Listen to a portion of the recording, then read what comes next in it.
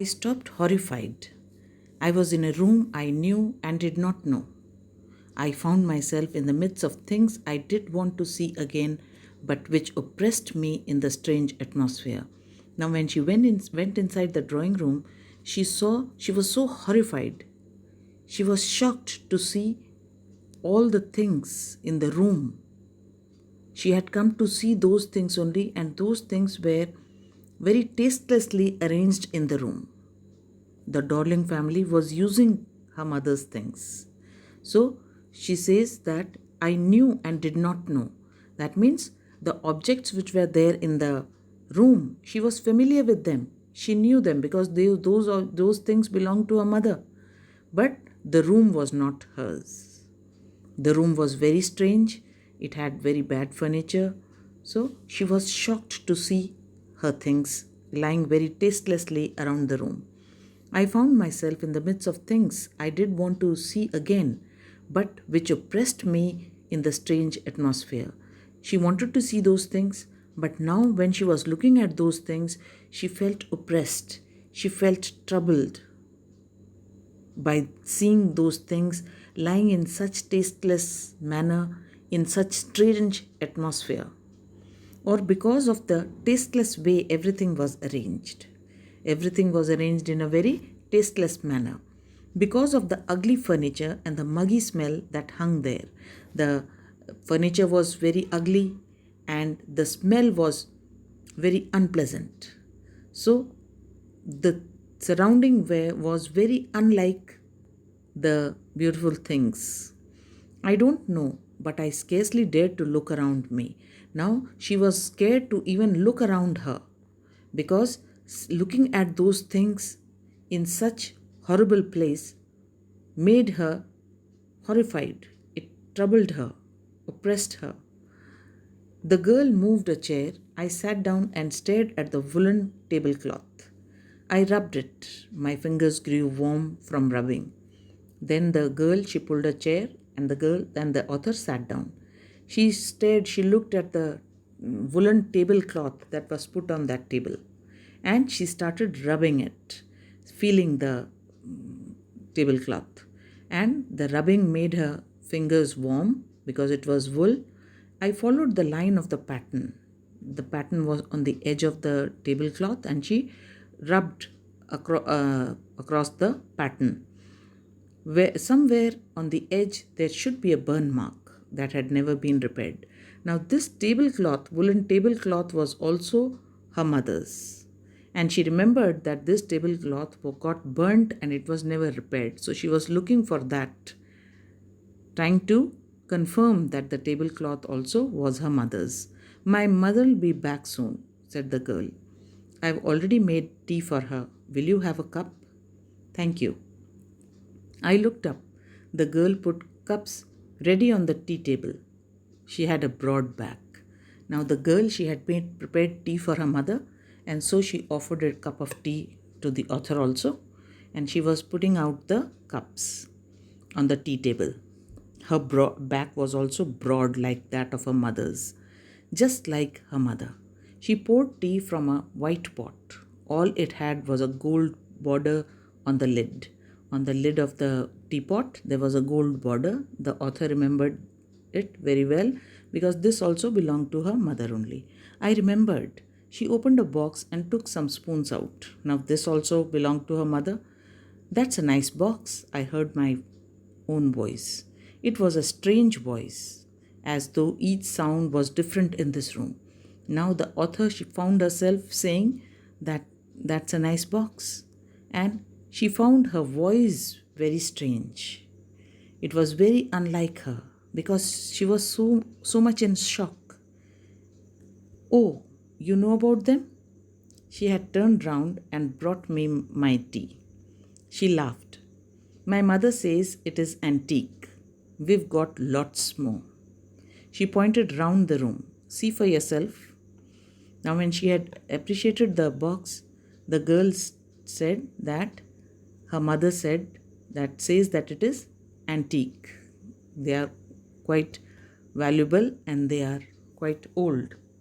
We've got lots more. And she says that we have got lots more like this. See for yourself. I had no need to follow her hand. I knew which things she meant. She did not have to follow her hand to see which things she was pointing at because she knew the things very well. I just looked at the still life over the tea table. As a child, I had always fancied the apple on the pewter plate.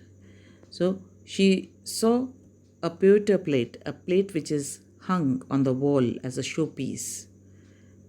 She used to like that very much when she was a young child. We use it for everything, she said. Once we even ate off the plates hanging there on the wall. I wanted to so much, but it wasn't anything special. Now the girl said that she wanted to eat in that plate, so she had even once had food in that plate, a plate which was meant for wall hanging. And she said that it did not feel any special. I had found the burn mark on the tablecloth. Now, the author, who was rubbing on the woolen tablecloth, had found the burn mark. The girl looked questioningly at me. She was wondering what the author was doing. Yes, I said. You get so used to touching all these lovely things in the house. You hardly look at them anymore.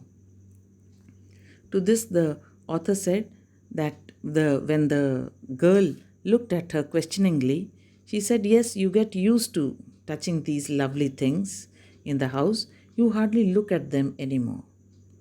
You don't have to look at them because you get so familiar with them, living with them, touching them.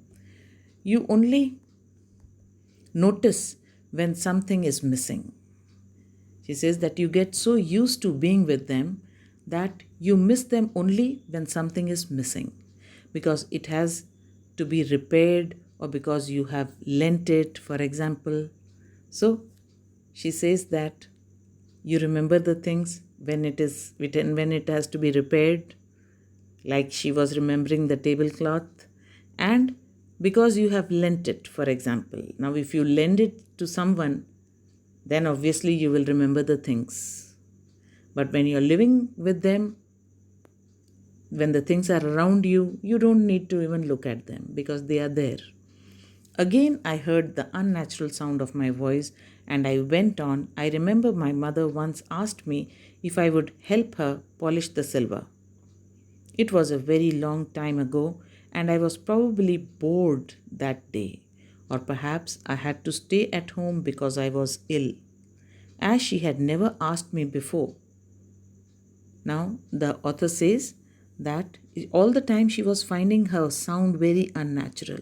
She was not able to believe that it was her sound because she was feeling very strange here. She felt her voice also very strange to her. So she told the girl, I remember my mother once asked me if I would help her polish the silver. Once her mother had asked her to polish the silver, that is, to clean the cutlery. It was a very long time ago, and I was probably bored that day. She was very bored that day. That is why probably the mother had told her that you can do some work, keep yourself busy. Or perhaps I had to stay at home because I was ill. She was not able to remember very clearly, so she said perhaps I was at home and I was not well, as she had never asked me before, because the mother never usually asked her to do such a thing. I asked her which silver she meant, and she replied, surprised, that it was the spoons. Now, the girl did not know what her mother wanted her to polish. Which silver? The mother was surprised. She said, the spoons with which you eat every day, the forks and knives, of course. And that was the strange thing. I didn't know the cutlery we ate off every day was silver. So till then, she did not know that they were using silver spoons and forks and knives to eat. So she had hardly noticed them.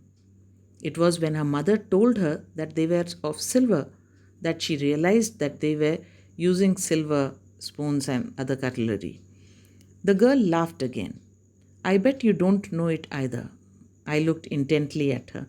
Now, the author, she looked at her she stared at her and asked her, I'm sure even you don't know it.